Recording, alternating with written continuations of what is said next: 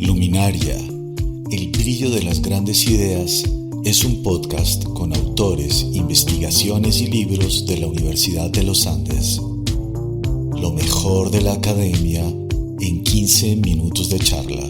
Conducen Josefina Marambio y Santiago de Narváez.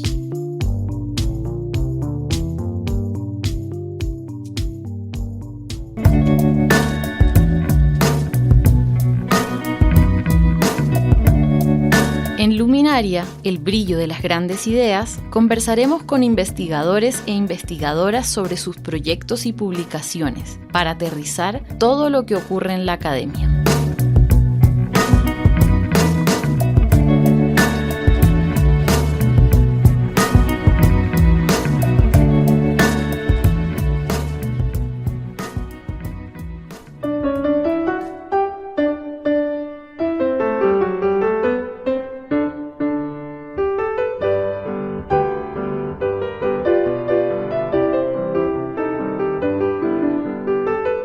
La publicación de la primera edición del libro Printing Types de Daniel Updike en 1922 generó un fenómeno interesante. Aunque pocos habían notado la ausencia de publicaciones sobre la historia tipográfica, de inmediato esta obra se convirtió en un éxito, como si los lectores la hubieran estado esperando. The American Printer, reconocida revista especializada en impresión y diseño, dijo que Printing Types es la piedra angular de toda biblioteca bien cuidada sobre impresión o tipografía. Y es que Updike, aunque había tenido una formación autodidacta, llevaba varias décadas trabajando en editoriales, publicidad, diseño y procesos de impresión, además de ser fundador de la Marymount Press en Boston. Printing Types es su obra fundacional, en la que explora el arte de la tipografía desde los albores de la imprenta hasta el siglo XX. Por medio de este recorrido histórico, resalta la importancia de cada periodo y entrega lecciones para impresores y diseñadores tipográficos en la actualidad. A pesar de ser una obra clave para la historia de la tipografía, es la primera vez que se traduce completa al castellano, gracias a la iniciativa de Ediciones Uniandes en coedición con EAFIT, la Universidad de Guadalajara, la Universidad Católica de Chile y la Universidad Jorge Tadeo Lozano. En español la obra se titula Tipos para imprenta, su historia, formas y uso, un estudio de los especímenes supervivientes, y cuenta con un prólogo de Marina Garone Gravier.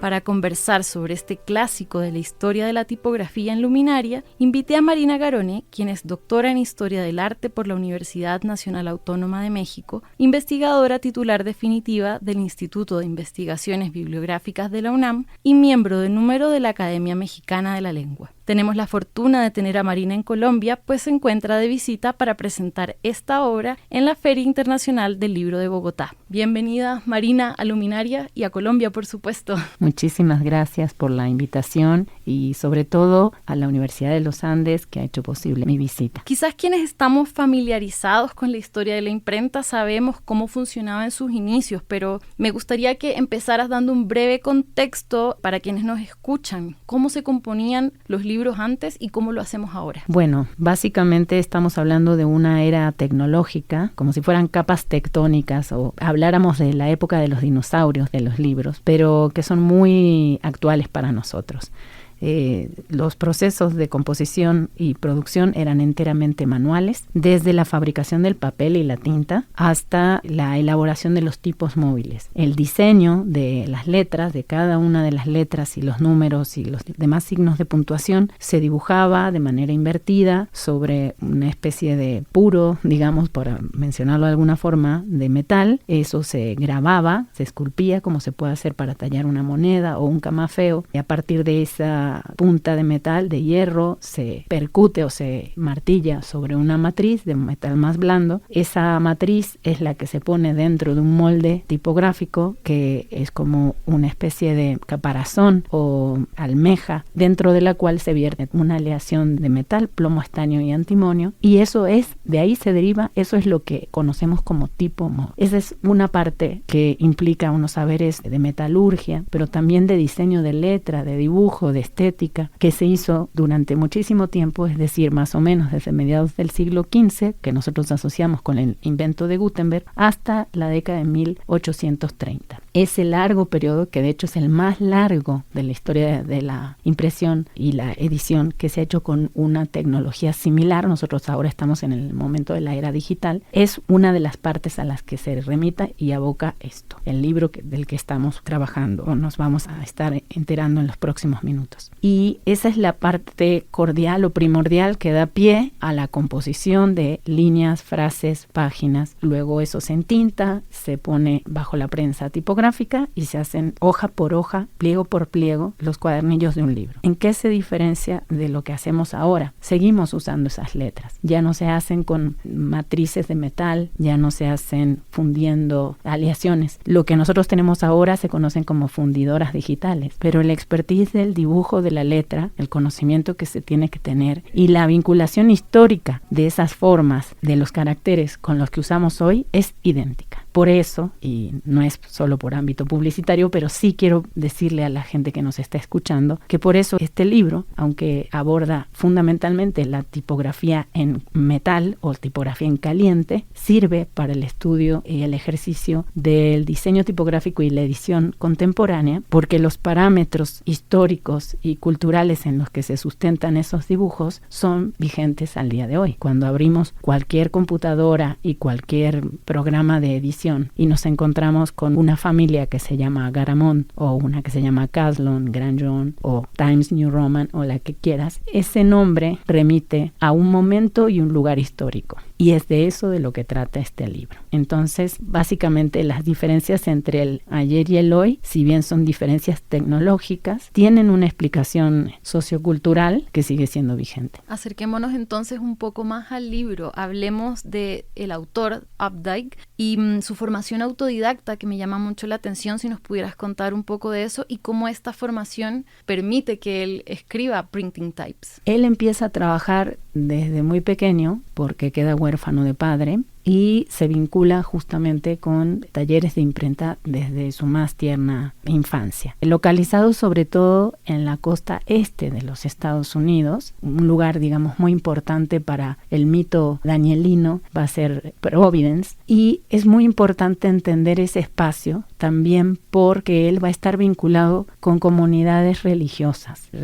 digamos, de las iglesias luteranas que están en esa zona. Va a estar trabajando con impresores y va a desarrollar dos grandes facetas. Por un lado, edición de textos religiosos, pero por otro lado, también aspectos publicitarios. Y esta combinación entre la producción de textos largos o de largo aliento y de textos cortos es un elemento que desde muy temprano le va a dar una impronta, una educación visual y una sensibilidad tipográfica bastante ecléctica. Al día de hoy nosotros vemos que muchas personas se forman o en la edición de libro académico o libro novela o literatura de largo aliento, y lo tenemos muy separado con lo que quizá hace la gente que se dedica al cartel, a la publicidad o a las tarjetas personales. En el caso de él, desde muy temprana edad va amalgamando esas dos facetas en la práctica, es decir, en el terreno, en el taller, pero a la vez va a estar vinculado con bibliotecas. Entonces va a tener otra parte como autodidacta, que es el contacto con el coleccionismo y la bibliofilia, que es muy fuerte en esa región, no es en la única, pero en esa región de Estados Unidos, de Norteamérica, al punto de que él va a estar en vinculación con herederos directos de John Carter Brown, que al día de hoy Brown no solo es una universidad, sino que está la biblioteca de John Carter Brown, que es una de las más dilectas colecciones de libros antiguos en general y del libro latinoamericano colonial en particular. Eso no tiene nada que ver con el libro, pero yo lo quería decir porque es un lugar maravilloso. Entonces, claro, con toda esta formación ecléctica, decide escribir Printing Types y en su momento tiene una gran acogida. ¿Qué nos puedes contar como de eso? Bueno, él empieza a generar el libro a manera de lecturas o lectures para sistematizar esas ideas que él va teniendo sobre la tipografía y sobre todo cómo va documentando sus propias elecciones tipográficas. Porque a él le encargan justamente hacer un libro de salmos de gran formato y para eso él requiere elegir tipografías y antes de decir voy a usar esta, investiga cómo se estaban haciendo esos libros antiguos. Concretamente estamos hablando que él tuvo que elegir entre familias tipográficas góticas, y góticas es como si yo te dijera perros, pero bueno, ¿qué raza de perros? Entonces, en esa pregunta, en esa indagación de cómo escoger, él tiene que ir explicando dónde busca, cómo busca, cuáles son sus referentes, ese ir y volver de la biblioteca a la imprenta y de la imprenta a la biblioteca, a documentar históricamente. Y es así que él va, digamos, documentando esa historia de manera autodidacta, pero además lo hace para ordenar una biblioteca mental de conocimientos, pero también dar sustento a las tipotecas, a los repertorios de materiales. Y para eso, él escoge desde el punto de vista metodológico una estrategia, que es hacer esa documentación histórica a partir de muestras tipográficas, catálogos tipográficos o especímenes tipográficos, que son un tipo de producto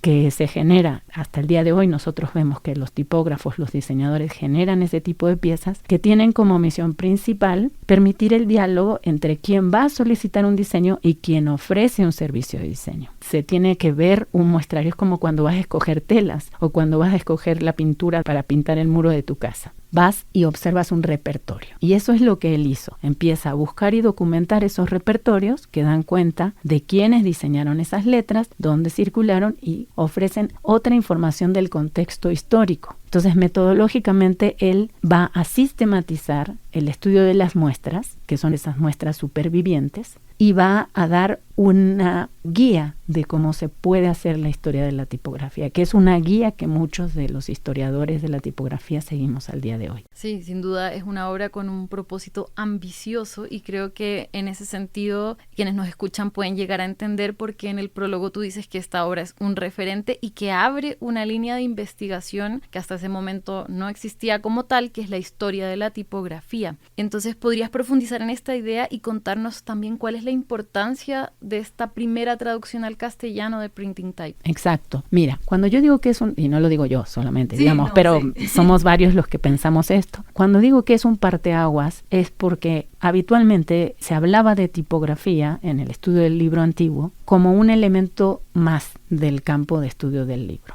Así como se puede hablar de la encuadernación, del papel, pero sobre todo se hablaba de las grandes casas impresoras, no sé, de Aldo Manusio, de Fournier, de Didot, de Bodoni. Algunos de esos impresores fueron a la vez tipógrafos, aunque no todos. Es como si hiciéramos la distinción de hablar, por ejemplo, de Gallimard o de Tusquets como la historia del sello, pero luego pudiéramos analizar quién hace las portadas o quién decide la caja tipográfica. Me pueden decir, sí, pero estamos hablando finalmente de historia del libro. Y yo voy a responder sí, pero no, porque sin tipografía no hay historia del libro. Entonces, acá hay una inversión del orden de los factores, por un lado. Hay una mirada particular que es hacia un expertise, un conocimiento concreto de cómo se hacen los libros, cómo funciona en términos de artefacto cultural. Y es por eso que él por primera vez dice, así hay que mirar a la letra, no solamente como un elemento que nos permite datar una edición que no tiene fecha o ubicarla geográficamente dentro de un paradigma, por ejemplo, flamenco o hispánico o italiano, y da una suerte de autonomía a ese estudio. No necesariamente para el análisis coleccionista o bibliofílico o bibliográfico, sino de las artes gráficas. Entonces es así donde vemos que esta historia del diseño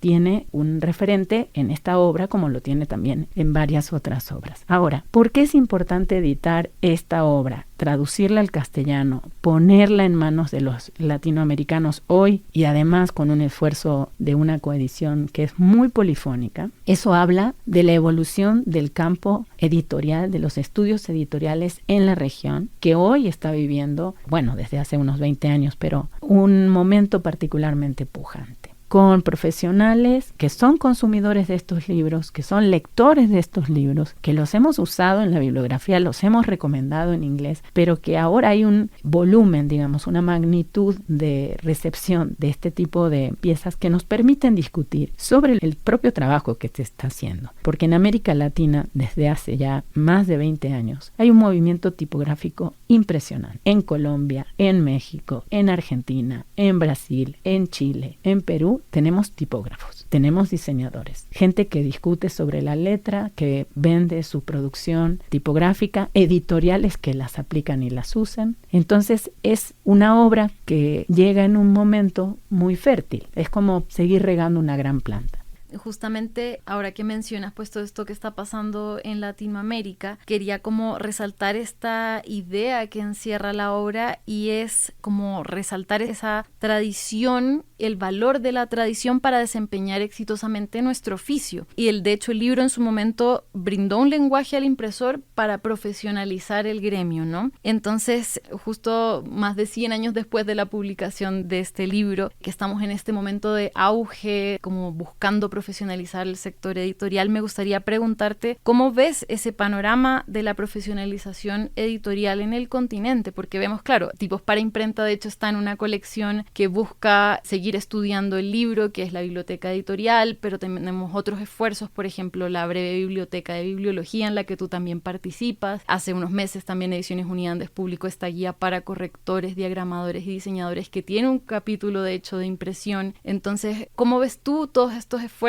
en este momento tan crucial como mencionabas? Yo veo que es como construir una gran frase. Es como tener sujetos, verbos y complementos. No podemos hablar de una pujanza en la profesionalización si no tenemos textos que nos permitan sustentar eso. Si bien la profesión durante mucho tiempo tuvo un eje de boca en boca o del maestro al alumno, pero en un sentido basado fundamentalmente en la oralidad o en la transmisión verbal de los conocimientos, ya no estamos solamente en esa época. Tenemos por fuerza que remitirnos a algunos documentos, algunos textos que nos sirvan como bajo continuo de esa formación y también como espacio para discutir las renovaciones dentro de las disciplinas. Mucho de lo que está en este libro se mantiene, es decir, es un conocimiento que seguimos poniendo en práctica día con día. Cuando abrimos una hoja en blanco, en Word, en cualquier página, ya sea InDesign, hay muchos elementos de la medida de las letras, de la paleta cromática de la tipografía, es decir, cuando usamos texto redondo, cuando ponemos cursiva, cuando ponemos bold. Mucho de lo que está en este libro sigue estando absolutamente vigente al día de hoy. Pero no lo podemos aprender solo por ciencia infusa. No es que un día te levantas, dices, ay, hoy soy diseñador y entonces ya sé todo, ya me puse el chip y ya sé todo de tipografía. No, y tampoco los docentes. Cuando nosotros nos enfrentamos en el salón de clase, necesitamos esas otras voces que hablan desde el papel, que son esos referentes, en este caso don Daniel, que nos ayudan a responder dudas que a veces nos hacen los alumnos o nos pide un cliente una aclaración, que en el momento nosotros sabemos que así funciona, pero no le podemos con nitidez a veces dar la explicación. Entonces, ¿por qué están estos libros ahora? Porque esa profesionalización que ocurre en las aulas, en los distintos programas de grado y de posgrado, también se está dando a nivel de las colecciones editoriales. Tú mencionaste con nitidez la biblioteca del editor. Estamos en un momento a nivel regional también de la creación de colecciones editoriales, no solo de traducciones como es este caso. Y es ahí donde creo que hay otro elemento que hay que destacar. Si bien la industria editorial latinoamericana es muy fuerte desde hace décadas, estamos profesionalizando algunas otras vertientes de eso, como por ejemplo la revisión técnica de la obra o la adecuación del diseño tipográfico para publicar una obra en concreto, como es esta, o de hacer la ilustración ex profeso para algunas de las ediciones. Acabo de ir ayer a la Feria del Libro de Bogotá y ver que algunos de los libros de Uniandes, que son traducciones, están con ilustraciones elaboradas ad hoc para esa edición. Entonces, la profesionalización no se ve solamente en lo que alguien aprende en un aula, sino luego cómo se va a vertir en cada una de las tareas que implica generar un libro, inclusive en la difusión y publicidad del mismo. El hacer un programa como Luminaria habla también de la profesionalización. En otros momentos hubiera sido impensable hacer divulgación de libros, o sea, respiramos libros, comemos libros, hacemos libros, sí, leemos libros, pero eso habla de un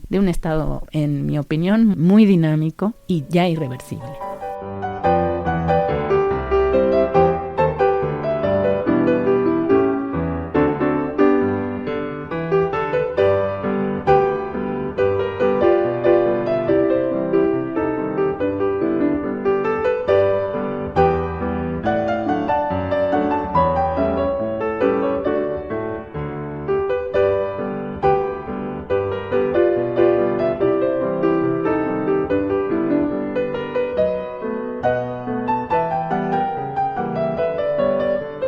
Entremos entonces un poco a conversar sobre el libro. Veo que está esta estructura como de capítulos que abarca las tipografías por países, está Alemania, Italia, Francia, bueno, en fin. Y se menciona en la obra que, por ejemplo, en Italia predominan los tipos redondos por la influencia del Renacimiento, en Alemania los góticos, bueno, en fin. Y se menciona también que la tipografía española no fue ni tan rica ni tan variada y que no tuvo tanta influencia en otras partes de Europa, y me llama la atención esto, como que nos puedes contar al respecto. Bueno, no tenemos que olvidarnos que, aunque a mí me cae muy bien don Daniel, no deja de ser una mirada ubicada en su momento de escritura. Estamos hablando de que el libro sale en 1922. Estamos hablando también de una persona que tiene una perspectiva muy anglosajona. Cuando él escribió, si bien viajó con su mamá, especialmente a España, tenía mucho cariño a España, no lo dejaba de ver como algo folclórico y curioso. Entonces la mirada, digamos, del espectro de las naciones es una mirada que no es original de él, sino que se toma de cómo se había ido contando la historia del libro. Se habla de tradiciones tipográficas, sobre todo de algunas en particular, algunas clásicas, la alemana, la flamenca, la francesa, la italiana, la suiza, la holandesa, inclusive te diría que en términos estrictos la inglesa, como el origen de la tipografía británica surge de Flandes, los primeros tipógrafos van a las islas británicas desde el continente, no deja de ser, curiosamente, porque sabemos que Inglaterra fue imperialista, en ese contexto parece colonia. Entonces, ¿por qué dice Updike esto? Porque durante muchísimo tiempo, a nivel político y económico, la tipografía española tuvo su centro de producción en Flandes. Cuando Flandes pertenecía a la corona española, el centro de producción editorial no estaba en España, aunque sí había imprentas desde zonas de Cataluña hasta el sur de España. La fortaleza tipográfica estaba en Flandes. E inclusive Felipe II nombró a un tipógrafo muy, muy importante, que fue Cristóbal Plantin, el architipógrafo del rey. Entonces, esta mirada de Updike se sustenta en la forma en que se habían observado las historias del libro, pero por otro lado, en ver dónde estaban realmente los talleres y dónde estaba la innovación tipográfica en el periodo que él está analizando. Lo cierto es que, aunque hubo imprentas en España desde el siglo XV, la imprenta, si no estoy mal, llega en la década de los 70 del siglo XV a España, no tenemos tipógrafos, es decir, cortadores de letras como tal,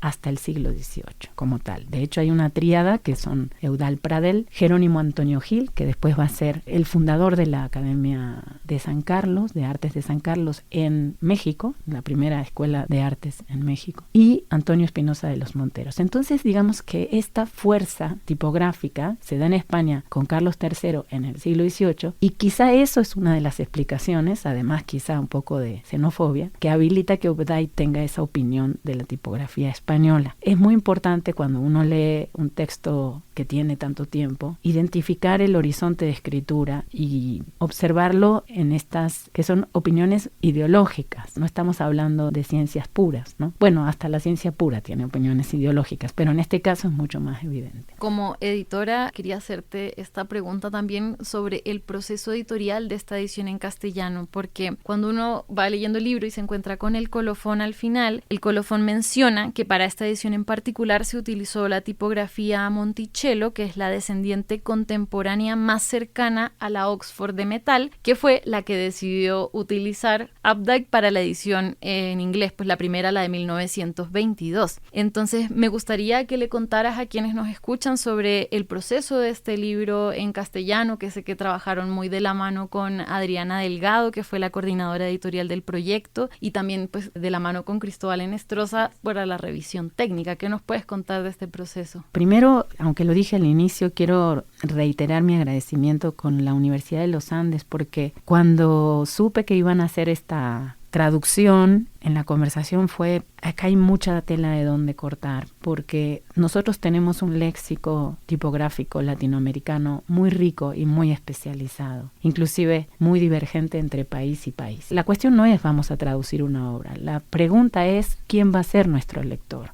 ¿A quién le vamos a estar traduciendo esa obra? Podemos imaginarnos que el público meta es un diseñador, es un editor, pero ¿de dónde? ¿Y cómo vamos a escoger esos términos? Entonces, además de la traducción, que fue particularmente preciosa, yo sí quiero decir que el trabajo de Patricia Torres Londoño fue impresionante. Ella empezó a derivar preguntas a los editores, con quienes tengo ya una bella relación y larga data, y fue así que surgió la posibilidad de hacer una revisión técnica para ecualizar algunas palabras, algunos términos, cuándo mantener la palabra que ya está naturalizada inglesa en el libro y cuándo podemos encontrar una expresión que diga lo mismo pero en nuestro castellano. Y empezó un peloteo de preguntas y en ese contexto propuse a los editores hacer este trabajo junto con Cristóbal Enestrosa, que además de ser el mismo tipógrafo contemporáneo de importantes fuentes tipográficas, es una persona que tiene particular sensibilidad al rescate de tipografías históricas, porque él hizo la fundición tipográfica que se llama Espinosa y luego Espinosa Nova, sobre la base de motivos gráficos del segundo tipógrafo e impresor que llegó a América. Entonces no es solo un tipógrafo, sino un tipógrafo que tiene un uso pragmático de la historia de la tipografía. Trabajamos bastante tiempo en todo de manera virtual, en diálogo, hacíamos una revisión y luego teníamos que ir para atrás tratando de estabilizar y homogeneizar. Tuvo como varias capas de revisión, la revisión técnica, y cuando la obra estuvo en su grado de, digamos, de madurez, fue la propuesta de utilizar la adaptación contemporánea o el redibujo. Hay una palabra que está en el título del libro original que nosotros no estamos usando, no por un purismo, pero sí porque nos parecía que era evitable la palabra, que es revival. Supimos que había la posibilidad de usar una tipografía, como bien mencionaste, inspirada en esos tipos que usó la edición de Oxford. Entonces nos parecía que era un tributo en fondo y en forma a poner nuevamente a la luz esta obra. Y eso no es yo creo que no es un preciosismo menor, ¿no? Porque cuando hablamos en literatura se habla del tono del texto o de la voz del autor. Bueno, ese tono también está dado por el color de la tipografía, por la espesura de la página, por la densidad de la mancha y por unos valores que finalmente hacen que ese libro que se está generando tenga un poder, una inmanencia. En ese momento es que es, no cuando lo escribe el autor, no cuando lo hace en otro idioma el traductor, no cuando se hace la revisión técnica, no cuando se diagrama, no cuando se escoge la tipografía, no cuando se imprime. Cuando todo eso junto está. Antes de eso no es un libro. Bueno, y ya para comenzar a cerrar, Marina, en la introducción Updike dice que estudiar la tipografía antigua nos enseña a ubicar nuestros tipos actuales en una perspectiva real. ¿Cuál es el panorama de la tipografía hoy, considerando la influencia que hablábamos de lo digital, del internet, incluso de pronto de la inteligencia artificial? Es una pregunta difícil porque a veces damos por hecho cosas. No tenemos un problema, digamos, fisiológico con la tipografía, porque estamos hablando entre personas alfabetizadas, eminentemente alfabetizadas. Entonces nosotros accedemos al texto de manera muy directa. la tipografía no es un obstáculo. Es como, usando la metáfora de Beatrice Ward, que fue una persona, digamos, coetánea a Updike. Ella tiene un libro que son 7 ensayos en torno a la tipografía y usa en uno de los textos la metáfora de la copa de cristal y dice que la tipografía debe ser justamente como una copa de cristal donde se vierte el vino del texto. Y eso no te tiene que generar ninguna interrupción en la degustación de esa bebida. Entonces, como accedemos tan rápidamente al texto, no tenemos una apreciación estética de eso que no nos molesta. Es como tener zapatos que no sientes. O sea, tú caminas, pero haces caso omiso del zapato. Si te molesta el zapato, es que hay un problema. Si no accedes al texto, es que la tipografía tiene un problema. Pero lo que es curioso es que en cada momento histórico, nuestra forma de transitar por el hecho tipográfico está moldeada por acontecimientos técnicos. Hoy las variables para el diseño de letras en pantalla es completamente diferente a la que se tenía que elegir y las concepciones mecánicas, inclusive financieras, que se tenían que tomar en cuenta para montar una imprenta en la época en que Updike trabajó y escribió. Entonces, si nosotros no entendemos esa coyuntura histórica, podemos estar sobrevalorando o malinterpretando una forma tipográfica. Podemos decir, esta tipografía no me gusta. Muy bien, ¿no te gusta para qué? ¿Para una invitación de bodas? ¿Para un menú? ¿O para ya hacer un aviso de cobro de impuestos? O sea, la tipografía no es algo que sirva de manera genérica. Esta tipografía me gusta. Serían las mismas preguntas. O más, ¿para quién? ¿Para una persona de la tercera edad o una persona que tiene problemas para ver una letra chiquita? ¿O para un niño? ¿O esta tipografía la veo que se usa en todos lados? La respuesta ahí sería, ¿y por qué? Entonces, saber preguntar esos elementos a cualquier ámbito del diseño, pero la tipografía en particular, te lo da esa mirada histórica. Y hoy estamos tan cerca de poder solucionar tecnológicamente muchos problemas para los cuales antes requeríamos de muchos trabajadores, desde el diseñador de letra hasta el comercializador de tipos, nos hace olvidar que eso no surgió como un hongo por generación espontánea.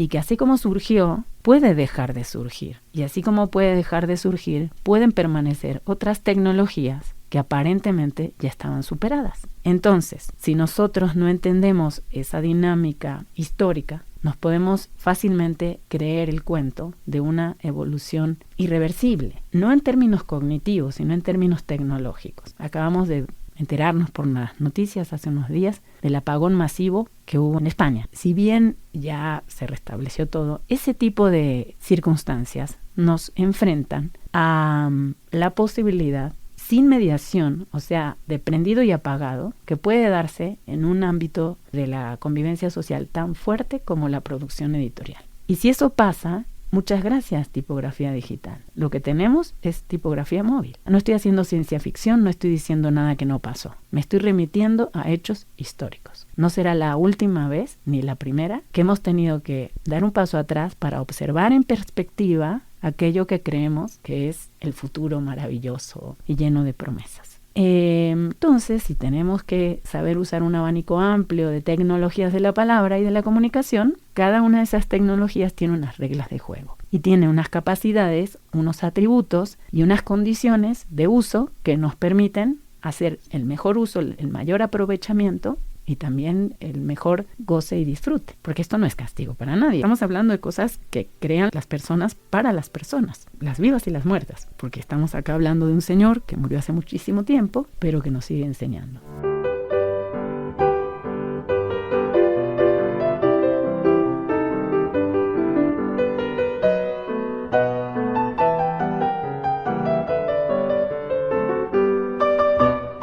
Sin duda es un tema apasionante. Quisiera que siguiéramos conversando mucho más sobre esto, pero se nos acaba el tiempo. Entonces, invitemos a quienes nos escuchan a que lean el libro. Bueno, por empezar, lo pueden conseguir en los puntos de venta de Uniandes y de los coeditores. Y entonces los invitamos a leer Tipos para imprenta, su historia, formas y uso, un estudio de los especímenes supervivientes de Daniel Updike, publicado por Ediciones Uniandes en coedición con EAFIT, la Universidad de Guadalajara, la Universidad Católica de Chile y la Jorgeta de Lozano. No solamente es un libro interesantísimo, sino que también, les dejo el dato, tiene unas reproducciones preciosas de unos libros rarísimos con unas tipografías increíbles. De verdad, les va a gustar mucho. Está disponible en las principales librerías del país. También va a estar disponible en digital en ediciones.uniandes.edu.co. Y no olviden que en nuestros principales puntos de venta está circulando de forma gratuita nuestra Gaceta de Cultura y Novedades Editoriales, Luminaria, el brillo de las grandes ideas. Los invitamos a seguirnos en nuestras redes sociales. En Facebook e Instagram nos encuentran como ediciones.uniandes y en X como ed_uniandes. Marina, muchas gracias por esta conversación y por acompañarnos hoy. Muchísimas gracias a ti y a todo tu auditorio. Hasta pronto.